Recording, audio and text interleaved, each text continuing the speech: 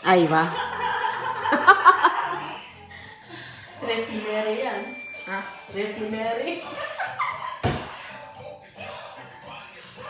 Kasi hindi man na din ako kukuha. Video siya ng video.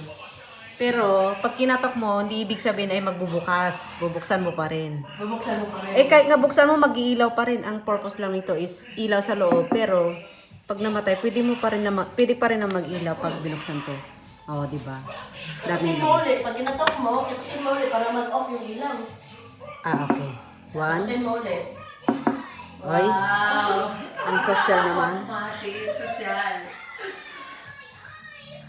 Magkano kaya? Ulitin ko ulit.